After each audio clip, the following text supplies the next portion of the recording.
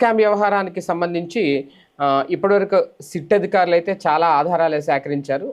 బాసులందరూ ఒక్కొక్కళ్ళు అరెస్ట్ అవుతున్నారు. ఇక బిగ్ బాసే నెక్స్ట్ అని అనుకుంటున్న టైంలో కీలక ఆధారాలని కాల్ చేశారు, బూడిద చేశారు, లేదంటే చెరిపేశారు, డిలీట్ చేసేశారు అంటూ తాజాగా వస్తున్న కథనాలు. మద్యం కుంభకోణానికి సంబంధించి నూతన మద్యం విధానం ముసుగులో వేల కోట్ల దోపిడీకి తెగబడ్డ వైసీపీ మద్యం ముఠ, అందుకు సంబంధించిన కీలక ఆనవాళ్లు, అలాగే ఆధారాలు ఏవి సంబంధించిన కీలక ఆధారాలు లభించకుండా పెద్ద ఎత్తున ధ్వంసం చేసింది. ఒకటో రెండో కాదు, ఏకంగా 300 టెరాబైట్లు అంటే 3.58 లక్షల జీబీల డేటాను నామరూపాలు లేకుండా నాశనం చేసింది.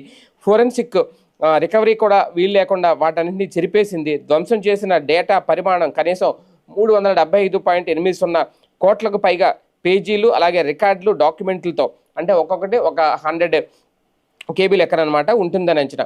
2019 నుంచి